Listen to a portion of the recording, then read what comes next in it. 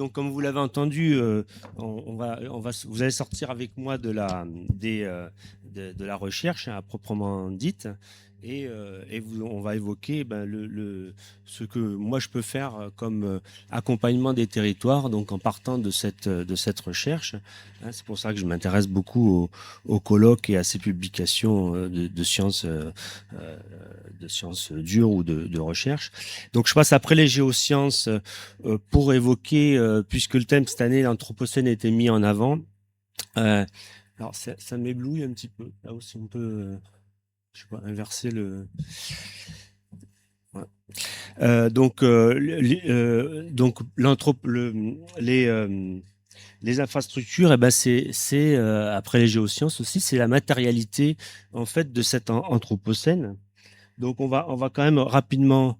Donc, après les tempêtes qu'on a eues cet hiver, les incendies, on voit bien que tous les jours, en fait, c'est l'actualité, ce sujet, puisque tous les jours, ces jours-ci en particulier, et à certaines périodes de l'année, à l'automne pour ce qui est des pluies, à cette période pour ce qui est de la sécheresse, des incendies, on a quand même en hiver, avec ces tempêtes, ces vents violents, on a tous les jours quasiment un sujet qui arrive sur ces questions de dégâts occasionnés dans nos villes, sur nos routes, sur nos voies ferrées, etc., par les événements climatiques.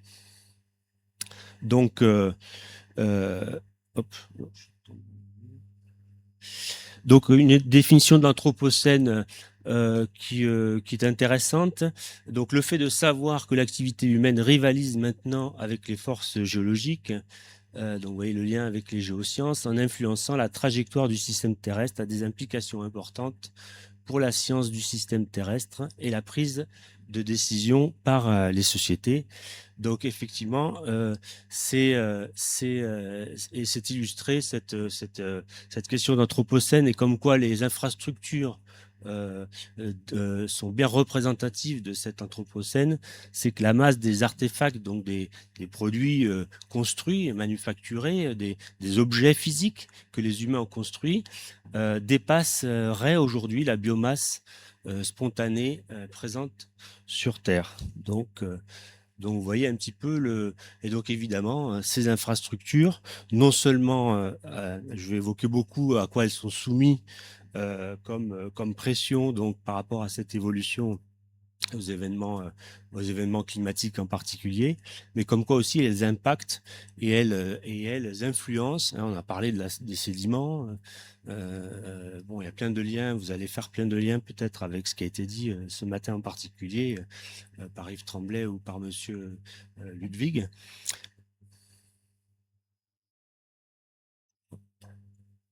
Bon, je vais passer cette définition. Donc, les infrastructures, déjà, qu'on soit bien d'accord, c'est toutes les constructions physiques que l'on peut retrouver.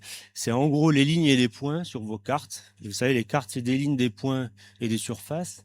Comme ça qu'on fait une carte à partir de ces trois éléments de base. Et les infrastructures, ben, c'est à la fois, on pense beaucoup aux lignes, hein, notamment aux routes par exemple. C'est les routes, c'est des barrages, c'est des grands équipements publics euh, qui, euh, qui sont importants pour notre sécurité, pour notre vie, ici un hôpital ou un établissement scolaire. C'est les voies ferrées, ce sont les grandes lignes électriques, qu'elles soient aériennes ou enterrées. C'est aussi les tout petits chemins ruraux, hein, qui maillent de manière très fine le territoire. C'est aussi des ponts avec un aspect patrimonial, comme ici le pont de Quézac, et des réseaux enterrés, qu'on voit rarement, mais qui existent et qui sont évidemment très importants et très structurants, les centres hospitaliers. Donc, je pense que le simple fait que ces équipements soient présents de manière, sont omniprésents dans l'espace, fait qu'il y a ce retour actuellement, par exemple, autour des questions. Hein, les géographes se réintéressent beaucoup aux questions de paysage, puisqu'évidemment, tout ceci impacte le paysage et à travers le paysage, mais je ne rentrerai pas dans le détail, on a beaucoup de choses à évoquer sur la formation de ces paysages et les usages que l'homme a de son territoire. Donc à travers tous ces, euh, toutes ces infrastructures, on voit bien par exemple le viaduc de Millau en haut, bah, il est rentré il fait partie maintenant de ce patrimoine paysager, au niveau de la 75. Alors donc, pour reprendre, les infrastructures donc, révèlent nos capacités, nos incapacités à faire société, parce que elles sont l'objet visuel qui traduit quels ont été nos choix, quels sont nos choix de déplacement, quels sont nos besoins, les besoins par lesquels on souhaite être satisfait, les besoins pour l'alimentation, pour la santé, pour les loisirs, etc., etc., pour l'habitat évidemment. Donc elles sont aujourd'hui perçues comme une vitrine de la modernité et de la puissance. Donc évidemment, sans flux, nous n'avons pas d'infrastructure et sans infrastructure, nous n'avons pas de flux. Donc là, c'est un système, alors c'est toujours ces schémas très lisses, sans fret. Et là, on voit bien que bah, les infrastructures, elles se déploient de manière très harmonieuse sur cet espace. Mais là, le support, hein, la surface, évidemment, est très lisse et j'ai envie de dire très bienveillante avec ces infrastructures. Donc, alors qu'effectivement, ce qui va poser des problèmes de plus en plus, bah, c'est en fait que ces infrastructures vont être soumises à toutes les évolutions qui se passent dans ce qu'on appelle la, la zone critique, c'est-à-dire tout ce qui se passe entre les roches altérées et l'atmosphère, bah, évidemment, comme on a affaire à du matériel, va être affecté par ces infrastructures.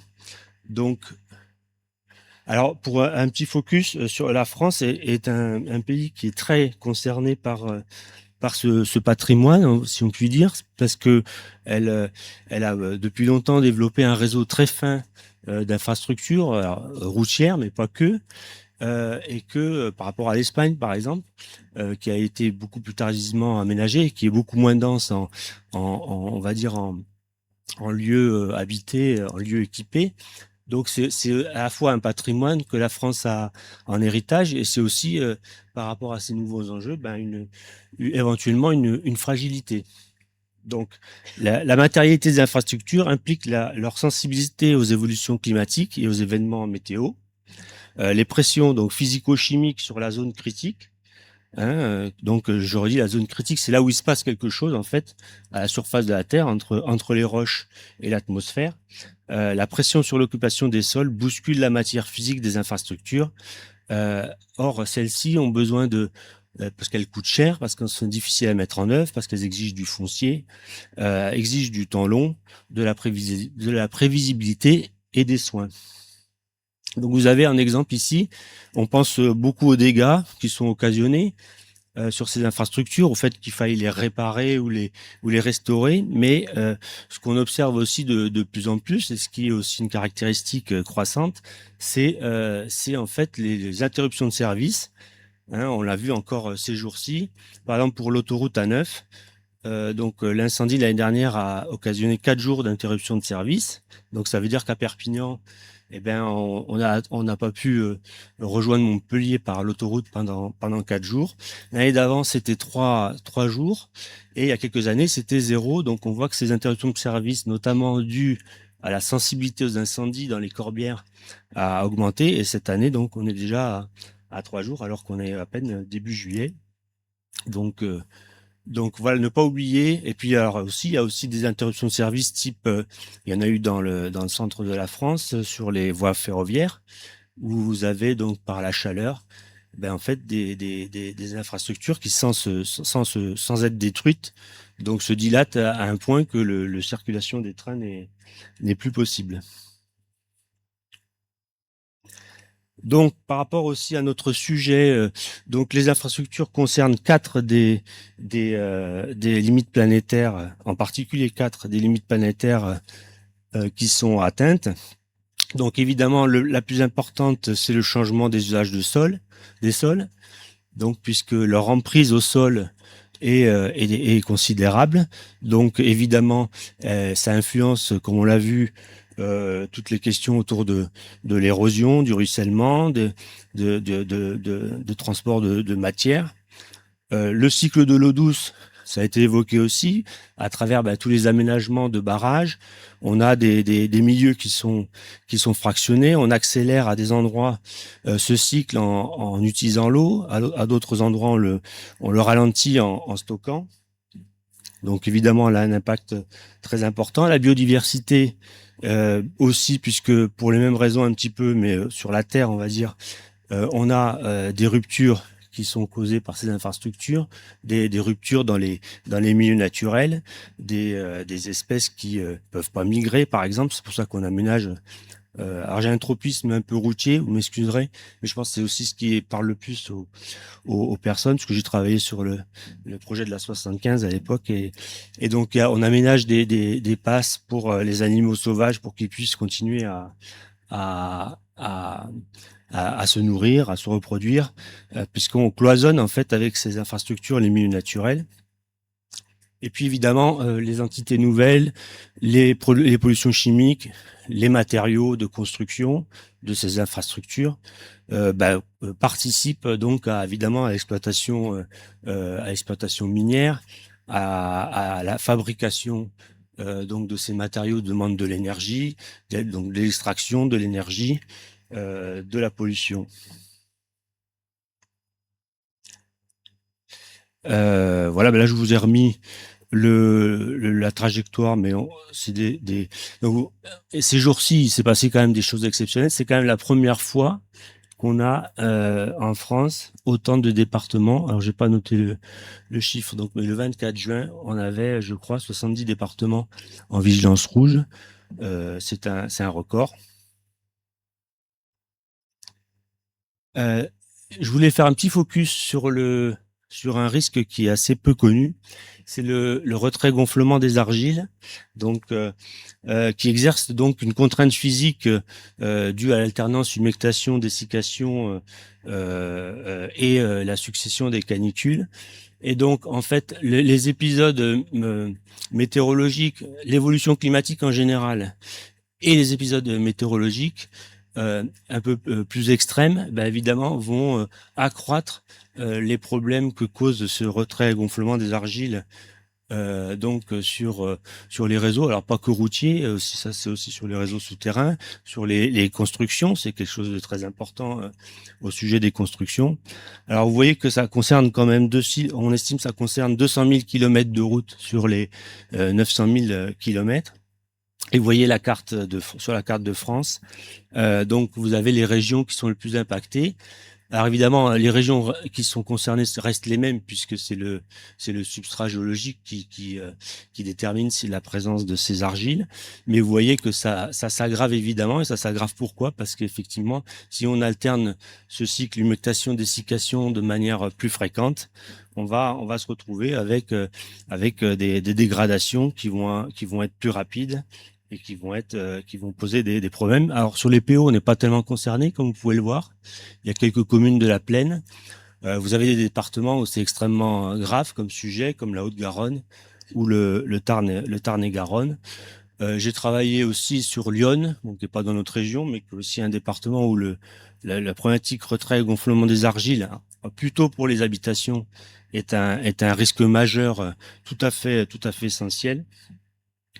Voilà, c'est assez peu connu et ça frappe tout type d'infrastructure, quelle que soit sa taille. Et il y a assez peu de solutions. Il y a des solutions techniques, mais voilà, j'en parlerai à la fin. Le problème que posent les solutions techniques avec des matériaux innovants, etc. Donc, je voulais prendre pour illustrer aussi la complémentarité entre les événements, l'évolution du climat, les événements météo et les risques majeurs, donc qui se combinent pour mettre à l'épreuve nos infrastructures. Évidemment, l'incendie, par exemple, ici, il n'est pas causé par la canicule. Hein. Il y a en général, puisqu'ils sont 90% d'origine humaine, il y a quelqu'un qui a mis le feu, mais évidemment, comme l'évoquait Yves Tremblay ce matin, et notamment les questions de sécheresse des sols, aggrave ces événements, puisqu'en fait, il y a beaucoup moins de possibilités de mettre fin à ces incendies. J'ai eu, donc j'ai eu l'occasion d'avoir plusieurs témoignages sur la manière dont ça se passe. Pourquoi ces incendies prennent plus d'ampleur? C'est-à-dire que même si une personne s'aperçoit qu'elle met le feu, dans ces conditions de sécheresse de sol extrême, en fait, il n'aura pas l'occasion par ses propres moyens d'éteindre, parce que ça va prendre tout de suite une dimension très importante. Et c'est peut-être ça aussi qui a changé par rapport à il y a quelques années. Donc voilà. Et puis alors on voit que un même événement, mais on va le voir sur la slide suivante. Donc la tempête Nice a provoqué plutôt des très grosses inondations sur la vallée de la Garonne. Donc ici c'est en Gironde. Donc voilà. Donc cette tempête, voilà, a touché donc tout une partie sud-ouest de la France jusqu'ici, mais évidemment c'est des vents violents qui étaient annoncés et les dégâts ont plutôt été liés aux inondations sur la partie sud-ouest. Et ici, évidemment, c'est les dégâts qui sont liés au vent qui ont été importants, même si évidemment et c'est pour ça que c'est intéressant de faire le lien. Il y avait déjà, ça a été accentué évidemment par la quantité d'eau extrêmement importante qu'il y avait dans les sols, puisque cet épisode est arrivé donc le 12 février 26 à 7 heures du matin sur Perpignan. Cet événement est arrivé suite à de grandes précipitations qui ont donc contribué à donc les sols étaient chargés d'eau cette fois à cette période-là, qui ont contribué à la gravité de l'événement. Là, j'ai quand même j'ai rajouté l'événement d'avant-hier, ce qui permet d'évoquer quelque chose d'assez intéressant. Donc, cet incendie qui est parti donc de la commune de Sainte-Marie, voilà, de la commune de Sainte-Marie, euh, donc au nord d'un terrain privé. Qui a traversé le camping municipal de Sainte-Marie, qui est arrivé au Brasilia avec les dégâts que vous avez pu voir. Donc, ce qui est et qui a touché aussi la zone portuaire. Donc, on voit que nos infrastructures, nos infrastructures touristiques, les bâtiments de portuaires, donc l'entreprise Katana, donc qui a été touchée, ben, sont exposés à ces risques dans ces zones en particulier où on a une intimité, une imbrication entre des zones naturelles plutôt végétalisées, plutôt boisées et des zones artificielles. Et évidemment, les campings, par définition, par le fait que un bon camping, je sais pas vous, mais c'est un camping qui est ombragé et donc qui a des arbres. Évidemment, le Brasilia, il y avait une très belle pinède, dispose d'une très belle pinède, donc pour proposer de l'ombre aux touristes. Et évidemment, c'est un problème, c'est quelque chose qui amène une sensibilité, une fragilité donc de ces équipements et donc là les dégâts entre le Marina qui est quand même le Brasilia qui est un camping donc très haut de gamme, très important en termes d'emploi et l'entreprise Katana, on voit les impacts économiques extrêmement lourds de cet événement quand il se produit en particulier dans ces zones. Et ça, c'est une caractéristique aussi des incendies ces dernières années, c'est il y a les grands incendies forestiers, mais on a aussi c'est ce phénomène d'avoir de plus en plus d'incendies dans ces zones plus ou moins périurbaines entre deux types de, d'occupation du sol. Voilà, c'est les vents, la vitesse des vents pour la tempête Nice. Donc on voit qu'effectivement à la plaine du Roussillon, le secteur du Barcarès, de Perpignan, mais même la vallée de la Tête a été les plus concernés.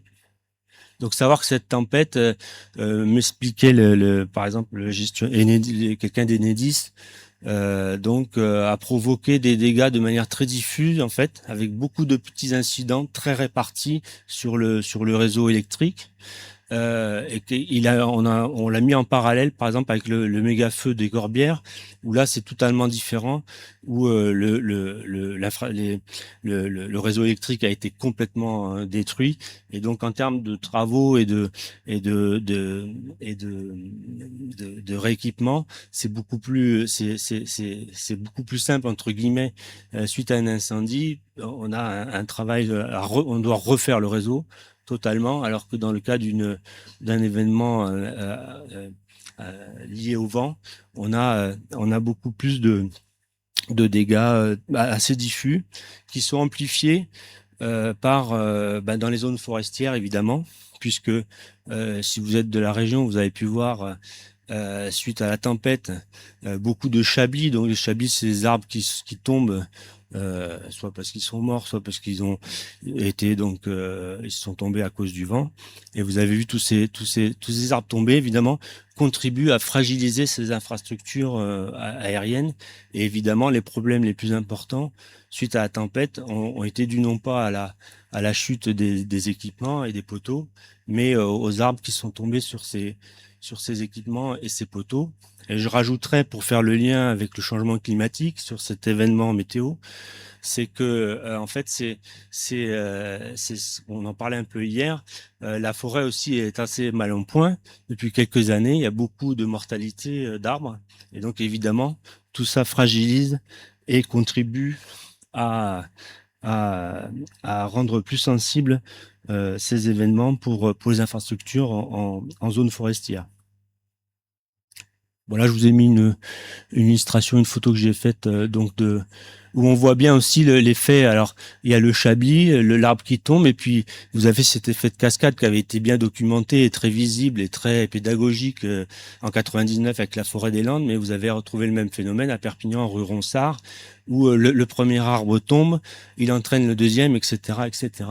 Et vous vous retrouvez avec une cascade en fait, avec l'ensemble des arbres de proche en proche qui sont à terre. Donc à gauche, vous avez un extrait de Google Earth et à droite, la photo que j'ai fait quelques heures après l'événement. Voilà, là on voit un peu la variété, donc des dégâts en zone urbaine, le port de Port-la-Nouvelle qui a été impacté, ces arbres qui sont tombés, c'était au moins un mois après, sur la route du Col d'Ar, il y avait à peine les arbres avaient à peine été poussés sur le côté, donc parce qu'en fait il y a eu des événements, des micro-événements partout, et ça complique la gestion des interventions derrière, et donc voilà. Donc en haut à droite c'est sur la route du Col d'Ar, donc au-dessus de Prats de Moyau. Je pense qu'en bas à droite c'est vers Fontfred, et là au milieu c'est Perpignan. Là, c'est dans les Corbières ou les Fenouillets d'une intervention et pas la nouvelle. Un autre sujet extrêmement, et d'ailleurs qui avait été à l'origine de l'idée de faire une conférence sur les infrastructures aujourd'hui, hein, c'était avant tous ces événements, c'est les ruptures de plus en plus fréquentes et leurs impacts de plus en plus qui sont considérés comme extrêmement lourds économiquement des voies routières. Donc vous avez évidemment euh, assez régulièrement la RD 66, donc qui monte, qui dessert la montagne, et qui est l'axe principal qui relie le Roussillon avec les Hauts-Cantons, avec la Sardagne et le Cap-Cyr, qui est régulièrement depuis quelques années concerné par des glissements de terrain, des éboulements qui l'affecte. Et évidemment, quand ça arrive en pleine saison de touristique hivernale du ski, ça pose tout de suite de grandes conséquences économiques. Il y a une forte pression pour la réouverture de ces axes. Vous avez eu aussi cet hiver un événement qui a été quand même médiatisé, en plus qui a une portée internationale, c'est la fermeture de la RN 20, donc en Ariège, et qui a privé l'Andorre de son axe principal de clientèle qui viennent fréquenter notamment le Pas de la Case, et puis l'économie andorrane en a énormément souffert, hein. Le Pas de la Case a perdu 70% à 80% de son chiffre d'affaires, donc là aussi une énorme pression pour réouvrir cet axe, avec donc cette dimension internationale, l'Andorre qui voulait aider la France à rétablir cet axe. Alors je fais tout de suite une parenthèse parce que je suis en train d'y penser. Tous ces événements ne sont pas liés au changement climatique, hein. Simplement, le changement climatique n'a pas inventé de risques, hein. C'est simplement les risques existants qui ont des chances d'être plus fréquents, plus violents, plus problématiques, hein, qu'on soit bien d'accord. Donc, je ferai pas la part entre ce qui est dû au changement climatique et au climat général naturel. Seulement, on peut penser, face à l'idée que les événements extrêmes ont des chances d'être plus nombreux, on peut penser qu'évidemment, on va avoir des événements problématiques plus nombreux. Alors là, on a ces grands axes. On a aussi sur le sentier de manière beaucoup moins impactante, mais c'est un peu le même sujet, hein, le sentier littoral aussi qui s'est effondré cet hiver. Voilà, donc vous avez à gauche la RD 66, donc au milieu la RN 20 et le sentier littoral qui s'est effondré cet hiver. Suite à cette série de tempêtes, Nils et Oriana, je crois, la tempête qui est arrivée quelques jours après. Alors donc là, on est sur des axes importants, majeurs, RN20, RD66, grosse pression pour effectuer les travaux de rétablissement. Mais on a aussi dans les PO un cas qui quand même symbolique des questionnements qu'on doit faire autour de ces infrastructures et de notre capacité à les maintenir. Donc évidemment le Mas-Pingris, qui est un petit hameau de la commune d'Amélie-les-Bains, et donc qui a été en novembre 2024 concerné par un effondrement c'est donc un éboulement, une chute de bloc sur la petite route d'accès. Et donc évidemment c'est un hameau qui est concerné par, vous voyez les habitants ici, quelques dizaines d'habitants, peut-être seulement une vingtaine d'habitants, 25 habitants. Et donc, c'est posé la question du rétablissement de cette route. Il s'est avéré qu'en fait, il est impossible de retrouver cette route dans son état sans engager des travaux extrêmement lourds, puisque la falaise n'est pas du tout stabilisée. Donc, il y aurait des travaux extrêmement importants. Donc, on est face aujourd'hui à cette question. On va avoir on risque d'avoir un renoncement sur le maintien de cet axe routier parce que ça coûterait trop cher de le rétablir. Et les habitants sont contraints de faire un détour par un cheminement de 38 kilomètres à travers des pistes forestières pour pouvoir rejoindre l'axe principal dans le fond de la vallée du Tech. Donc ça, c'est comme un signal faible pour le moment. C'est pas ultra médiatisé, parce que c'est un petit hameau, voilà, de la commune d'Amélie-les-Bains. Mais ce type d'événement risque dans le futur de poser régulièrement la question du maintien de certaines routes, par rapport à des objectifs pour desservir des habitants.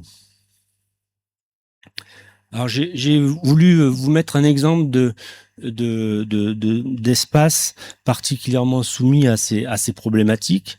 Alors là aussi, hein, c'est la vallée du Carol, donc qui relie la Cerdagne à l'Ariège et à l'Andorre, donc tout à fait à l'extrémité ouest du département des Pyrénées-Orientales. et qui est connu depuis longtemps comme effectivement un espace où les infrastructures qu'on est obligé de faire transiter par cette vallée parce que c'est la seule qu'il est raisonnable on va dire de parcourir en termes d'altitude et de conditions climatiques, eh ben, est extrêmement soumis à beaucoup d'aléas. Vous avez dans cette vallée donc euh, une, une, une voie routière, la fameuse RN20, mais côté Pyrénées-Orientales, c'est pas là qu'elle avait été euh, coupée, hein, c'était en Ariège. Vous avez une centrale hydroélectrique, vous voyez sur le pont, il y a la conduite forcée d'eau pour la centrale hydroélectrique, il y a l'axe routier, il y a les équipements électriques aériens, il y a aussi la voie ferroviaire. Et vous voyez l'environnement qui est extrêmement travaillé, extrêmement rocheux, extrêmement avec le relief très vigoureux. Et donc vous avez là aussi des interventions qui se font en milieu très complexe. Vous avez des ouvriers qui sont en train de travailler à refaire le réseau le réseau électrique aérien et qui sont obligés d'intervenir sur des sites très difficiles d'accès. Et d'ailleurs, je pense que c'est eux qui ont remis en route le sentier en rive droite du Carol pour leurs besoins de visite des ouvrages et d'intervention. Donc vous avez un petit peu un extrait pour voir un peu l'endroit particulièrement donc où les photos sont prises, hein, particulièrement concernés. Et vous avez aussi d'autres risques, hein, donc qui s'ajoutent. Vous avez le risque inondation ici, vous avez les éboulements et les glissements de terrain plutôt sur en rive gauche, donc à droite de hop, de la photo. Je n'arrive pas à faire marcher le truc. Bon, c'est pas grave. Si, là. Voilà, là, c'est plutôt glissement de terrain, chute de bloc. Là, évidemment, on a la proximité à la rivière qui expose les équipements, et notamment les ponts et les viaducs, donc aux crues torrentielles, hein, donc qui sont des crues extrêmement qui provoquent de très gros dégâts, puisqu'on a l'accumulation de la pente et de la charge en matériaux qui crée un danger particulier et une pression particulière. Et puis vous avez même à l'ouest du secteur des couloirs d'avalanche qui sont encore quand même relativement actifs malgré les perspectives de changement climatique. Par exemple, sur ce secteur-là, on a quand même des altitudes qui restent relativement élevées, donc on peut penser, et on a vu cet hiver la quantité de neige qui est tombée, que ces couloirs d'avalanche sont toujours actifs. Je rappelle que il y a quelques années, à Porté-Puymorens, il y avait un mort, je crois, sur une avalanche qui avait touché une maison d'habitation, donc à quelques kilomètres plus au nord de ce site. Voilà, donc ça, c'est une vallée qui est encore relativement bien enneigée, qui est en altitude, qui est soumise, comme le disaient mes prédécesseurs, plutôt à un climat avec une influence océanique plus importante, donc des chutes, des précipitations relativement abondantes.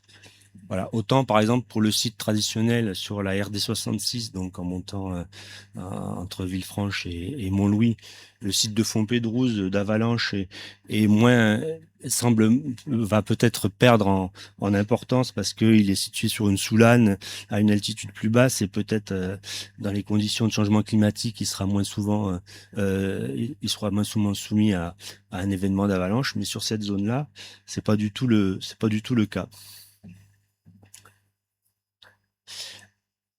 Donc l'adaptation, comment on s'adapte? Donc on a ce patrimoine et la pérennité de ces infrastructures, c'est un sujet politique, c'est un sujet de gouvernance, c'est un sujet pour les ingénieurs, c'est un sujet pour les urbanistes. Donc c'est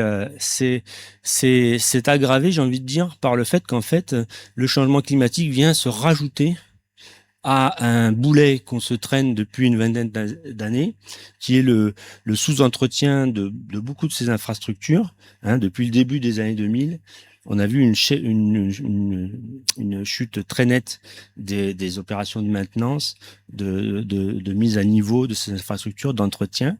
C'est ce qu'on appelle la dette grise. Hein, et en fait, cette dette grise s'est accumulée de manière très lourde.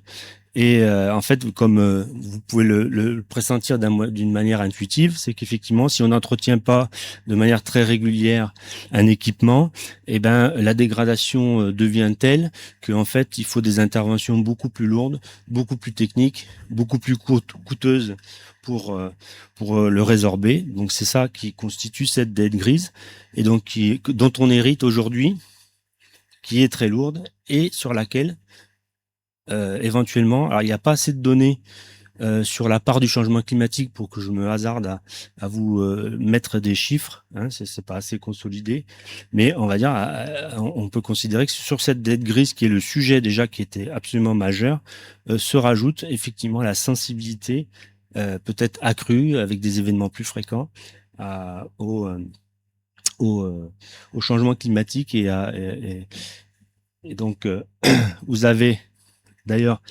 pareil, après que le sujet était choisi, vous avez le CESE, qui est le Conseil économique, social et environnemental, qui a produit un rapport. Donc c'est une instance qui peut être sollicitée par exemple par les citoyens s'il y a un certain nombre de signatures sur des sujets qui les intéressent. Et donc ils sont emparés de ce sujet d'infrastructure et ils l'ont rapporté aux élus et aux formations politiques. Et donc ce rapport, évidemment, constate cette dette grise, notamment, et donc donne 5 catégories de préconisations. Donc mieux mesurer, identifier les risques, donc encore un accroissement de la connaissance, améliorer la gouvernance et le suivi.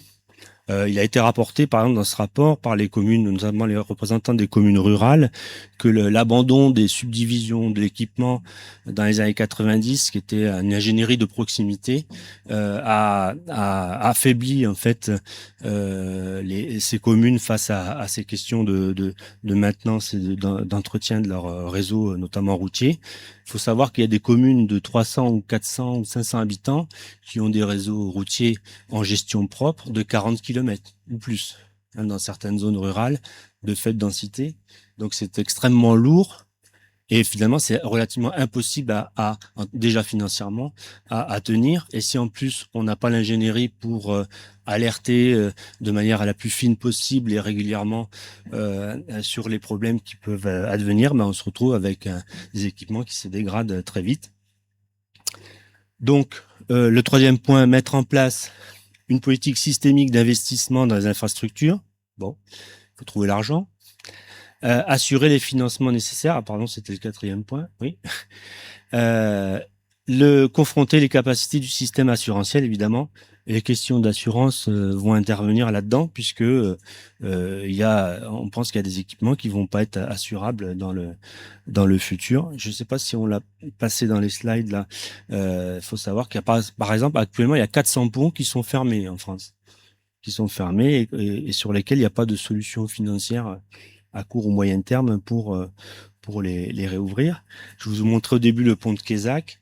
Quézac, c'est un village qui est uniquement accessible par ce pont médiéval, où il y a déjà des limitations de tonnage parce que c'est un pont très ancien. Et pendant presque une année, le village a été isolé parce qu'il a dû avoir des travaux d'urgence sur ce pont.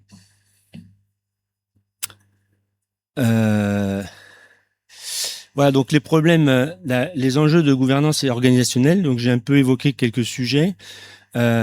Les problèmes des échelles et des actions entre le local et les autres échelles.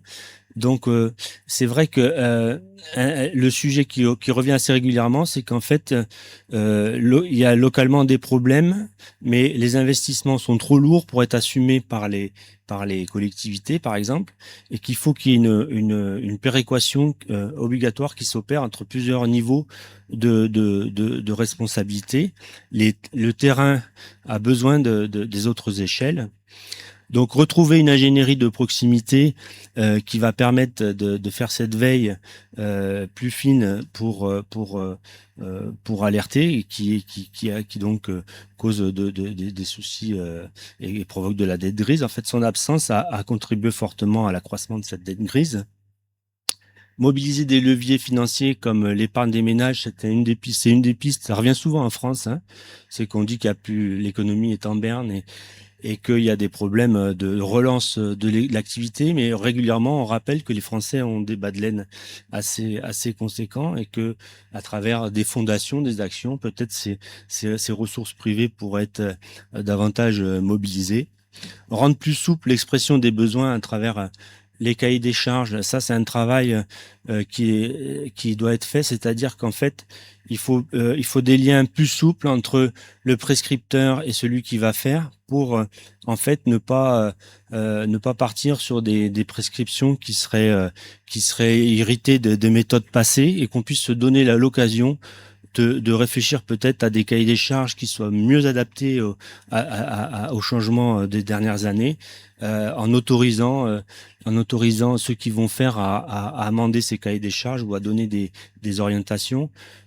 Typiquement, voilà, si un cahier des charges propose des méthodes de gestion qui sont celles d'il y a une quinzaine d'années, et qui intègrent pas suffisamment les enjeux d'aujourd'hui, il faudrait pouvoir vraiment avoir un travail fin sur ces cahiers des charges pour qu'ils soient plus efficaces, parce que ce qui compte de faire, c'est pas de faire seulement, mais de bien faire et de faire ce dont il y a besoin. Parce que vous voyez, on a des enjeux financiers, des enjeux techniques tellement lourds qu'on peut pas se permettre d'engager des travaux qui vont faire que l'équipement qu'on a comment dire sauvé ou créé en fait est déjà dépassé aujourd'hui par sa conception, mais on va se le traîner pendant 20 ans, 25 ans sans pouvoir réinvestir dessus raisonnablement. Donc voilà, se donner l'occasion à chaque projet nouveau d'injecter les enjeux d'aujourd'hui dans les cahiers des charges. Savoir renoncer, voilà, on l'a vu, savoir renoncer des équipements, des limitations d'accès. Par exemple, le tonnage, les camions sont responsables de 80% des dégâts occasionnés sur le réseau routier, alors qu'ils représentent que 20% et quelques de l'usage. Donc, alors évidemment, ça pose des enjeux. C'est noir. Je sais pas ce qui se passe. Ah. Ça pose des enjeux évidemment de liberté d'accès, d'équité territoriale, parce que évidemment si on commence à renoncer à certains, on a vu le Maspagri, à certaines dessertes, si on commence à limiter l'accès, c'est un de mes sujets il y a 2 ans quand je parlais des risques et du Canigou par exemple sur lié aux chutes de blocs, etc., l'interdiction des circulations sur les pistes et pour des questions d'environnement, d'entretien. Ben il y a quand même derrière un enjeu quand même démocratique, un enjeu de liberté de circulation. Donc c'est pas parce qu'on préconise de savoir renoncer qu'il faut effectivement il faut le faire de manière intelligente et la plus équitable possible. C'est un défi.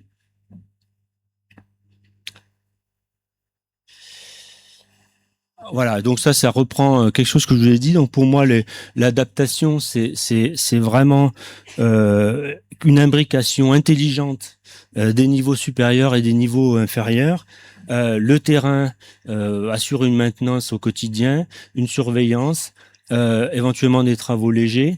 Le niveau supérieur propose et met à disposition une expertise spécifique, priorise les actions avec la vision, une vision plus haute et incite au financement. C'est le modèle qu'on a quand même créé ces 20 dernières années autour de l'eau, hein, puisque ça ressemble un petit peu. Avant, il n'y avait pas de syndicat de rivière. Et donc les syndicats de rivière, bon, sont les acteurs locaux avec des techniciens qui permettent de faire remonter les enjeux techniques, les enjeux scientifiques de ces rivières. Et on a l'échelle, par exemple, de de, des agences de l'eau qui, elles, priorisent les actions et les financent. Donc voilà, ça pourrait être, c'est un modèle dont on pourrait s'inspirer pour les infrastructures, à mon avis. Voilà, donc en gros, vous avez compris, c'est assez simple dans l'énoncé, puisque en fait, on comprend bien que il faut, une priorisation, il faut expliquer les choix qu'on va faire, mais évidemment, c'est pas facile. Pourquoi? Parce que si on doit renoncer, va falloir arrêter en fait d'accumuler. En fait, on peut pas continuer comme avant et puis à avoir de nouvelles politiques qui se surajoutent, puisqu'on n'aura pas les moyens de faire ça. Il va falloir faire des choix. Et donc c'est ça qui est difficile, hein, définir les objectifs sont relativement simples, hein, on l'a vu pour l'eau, hein, vous les énoncez depuis des années, mais ils sont difficiles à mettre en œuvre et à assumer politiquement parce qu'ils remettent en cause des usages, des modèles économiques, et donc c'est extrêmement délicat. Donc évidemment, ce travail de renoncement, d'hiérarchisation doit être accompagné, évidemment, d'un dialogue le plus fin possible avec les populations, d'expliquer les choix qui impliquent des renoncements et aussi d'accepter l'idée qui est pas naturelle, dont j'entends rarement parler, c'est que il y a des chances que des choses on soit pas d'accord sur certaines choses et quand il y a des conflits d'usage, il y a parfois des perdants et des gagnants et c'est difficile de faire autrement. Il faut quand même le dire de manière assez claire. J'ai mis en exemple une petite infrastructure qui est en train de s'adapter à la perspective du recul du trait de côte. Donc, c'est l'exemple à Toreil, donc de la piste d'accès à la plage entre Toreil plage et l'embouchure de la Glie.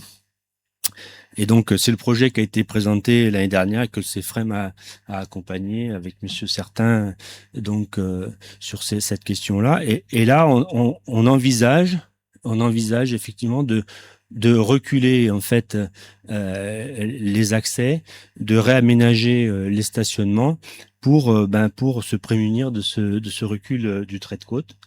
Alors, et c'est pas pour minimiser ce qui est prévu à Toreil, mais effectivement, on voit bien que là, c'est plus facile entre guillemets de reculer une piste dans un espace qui est non urbanisé. Alors il y a les enjeux de protection naturelle qui font que ça a été évoqué l'autre jour, c'est-à-dire quand on veut reculer, on a derrière soi souvent dans les dunes des zones qui sont protégées. Mais bon, on va dire c'est plus facile, on va dire, ça enlève rien au mérite de Toreil de prévoir ça, mais de le faire quand c'est pas urbanisé et quand ça concerne des pistes. Vous voyez bien que le même type de projet qu'on pourrait imaginer sur une commune très urbanisée en littoral sur le front de mer, avec de l'habitat, avec des rues, etc., des commerces, c'est beaucoup plus compliqué. Évidemment, c'est ce qui fait dire à Toreil que ils ont peut-être eu raison à l'époque de renoncer à la mission Racine, qu'à l'époque on leur a dit vous êtes des paysans, vous n'avez pas compris que c'est l'avenir, le tourisme littoral. Et ils n'étaient pas tournés vers la mer naturellement, et ils ont pas été là-dedans. Et du coup, aujourd'hui, ils se retrouvent peut-être un peu en avance et en tout cas en capacité à, à, à engager des actions plus facilement que d'autres communes. Euh, voilà. Alors, je voulais vous donner quelques éléments de réflexion. Donc, il y a, il y a évidemment des personnes qui travaillent sur ces questions-là. Vous avez, par exemple, Sylvain Grisot, qui est un urbaniste, qui a mis en place, qui a établi le concept d'urbanisme circulaire, qui qui suggère de voir les infrastructures et le bâti des villes comme un patrimoine avec une valeur intrinsèque, une valeur d'usage, et qu'on doit faire évoluer et qu'on doit adapter mais cesser peut-être la construction neuve. Vous avez Michel Luceau, un géographe bien connu, des géographes pour son dictionnaire, mais qui travaille aussi sur la question de prendre soin, de changer notre point de vue sur les infrastructures. Ce sont pas des objets de puissance, mais ce sont des objets de liberté sur lesquels on doit, desquels on doit prendre soin, et on doit éviter effectivement d'aggraver d'aggraver notamment les limites planétaires en continuant à extraire des ressources naturelles. Donc ça c'est, alors je suis à la fin, c'est un peu le biais d'Aurore Stéphan qui est géologue spécialiste des métaux et qui alerte elle vraiment particulièrement sur le besoin en ressources minérales extrêmement fort de toutes nos constructions, y compris les pollutions, qualitativement comme quantitativement. Euh, et puis vous avez Alexandre Monin, qui est philosophe, je crois, et qui parle lui de technologies héritées, de technologies zombies, qui serait notre modèle qui continuerait à se perpétuer et qui nous empêcherait de revoir un petit peu notre copie. C'est ce qu'on disait pour le modèle agricole, hein. On est en fait, et on comprend bien, on est engagé dans un système de production qui est énergivore, qui est extractiviste, et on voit bien que ça va être compliqué de poursuivre dans cette voie. Donc lui nous suggère de revoir, de retravailler sur nos besoins réels, de nous recentrer sur des besoins réels. Est-ce qu'on a besoin de tel ou tel équipement un peu superflu, voilà. Mais tous ces gens ne prônent pas forcément la décroissance, hein, c'est simplement de se recentrer sur les besoins en tenant compte de cette finitude des ressources. Donc vous avez leurs ouvrages principaux qui, que j'ai mis en illustration. Et donc vous avez cette tension entre, ça a été évoqué aussi, bien sûr dans le colloque, entre des solutions techniques qui permettraient en fait de s'adapter, des nouveaux matériaux, des nouvelles utilisations de l'IA, etc., qui permettraient de nous adapter plus vite, d'optimiser ces équipements, et puis des solutions qui seraient des nouvelles façons d'organiser la société. Et donc, vous avez un exemple ici de la Smart City, hein, qui était à la mode il y a une quinzaine d'années, le concept de Smart City, c'est-à-dire la ville intelligente, la ville qui est optimisée en termes avec les technologies entre les circulations douces, les circulations, voilà, tous les systèmes de circulation, les interconnectés. Alors, le problème de la Smart City, c'est que bon, ça demande beaucoup de technologies. Et puis, c'est aussi le problème de la robustesse, c'est-à-dire que bon, quand tout marche, c'est parfait. Quand il y a un grain de sable dans le système, ça devient plus compliqué. Moi qui travaille sur les risques, ça fait très longtemps qu'on dit oui, bien sûr, on peut avoir nouvelles technologies, on peut utiliser l'IA, on peut utiliser des tas de choses, mais on n'est pas à l'abri d'une défaillance de ces systèmes. Et si on doit assurer une gestion de crise, ben, on doit avoir des moyens plus low tech de faire face à ces questions. On cite souvent l'exemple d'avoir un- un- comment dire, une radio à pile avec une antenne au cas où il y a une coupure Internet, par exemple. Voilà.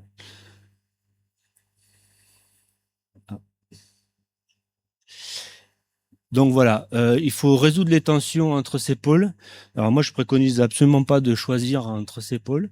Je veux dire, voilà, entre l'optimisation à travers l'IA, à travers des matériaux innovants, mais le biais éventuel, c'est de s'interdire de changer de modèle et d'être simplement, voilà, de se prémunir sans changer de modèle. Et puis à l'opposé, enfin de l'autre côté, la sobriété qui implique le renoncement, mais qui invite au changement, notamment à travers les représentations qu'on a, c'est-à-dire là, c'est les sociologues qui travaillent dessus, c'est comment on transforme notre rapport à l'espace et aux besoins faire évoluer ses besoins vers la sobriété. Donc la réflexion sur les besoins, elle est fondamentale. Euh, euh, voilà, donc je citerai un exemple. Par exemple, c'est vrai que on se dit, par exemple, moi j'ai fait un agenda 21 sur ma commune il y a quelques années, et pour l'éclairage public, j'avais demandé au service d'électrification, et les techniciens m'avaient dit, mais qu'est-ce que vous embêtez à vouloir diminuer? Il y a ces techniques qui marchent très bien. Donc attention, l'ingénierie propose des fois des solutions qu'ils ont l'habitude de pratiquer, qui est éprouvée, mais qui n'est pas forcément celle que vous souhaitez promouvoir d'un point de vue des politiques publiques. Donc je dis souvent aux élus, euh, des solutions techniques, il y en a plein. Vous trouverez chaussures à votre pied. Oui, 5 minutes. Mais c'est la fin. Hein. C'est bon. Vous trouverez chaussures à votre pied, mais sachez-vous d'abord de quoi vous avez besoin et qu'est-ce que vous voulez. C'est absolument fondamental. Sinon, on risque d'avoir des élus qui sont embarqués à droite, à gauche en fonction de ce qu'on leur propose. Et c'est pas le but. Voilà, ben oui, c'était la fin, Elisabeth. Pas de souci. Ben, c'est parfait. Donc voilà. Donc j'ai voulu. Moi, alors vous avez compris, moi je fais pas de recherche. Donc simplement je travaille des sujets dont j'ai besoin, que j'ai besoin d'évoquer pour apporter un bon conseil au territoire et aux élus pour que justement ils puissent prendre les bonnes décisions pour aujourd'hui et pour l'avenir. Et donc voilà, donc je fais énormément de veille évidemment professionnelle et de veille documentaire et j'ai besoin et je me nourris de tout ce que les chercheurs produisent évidemment pour mon discours. Voilà, ben je vous remercie. Merci à toi, Guillaume, grand bavard.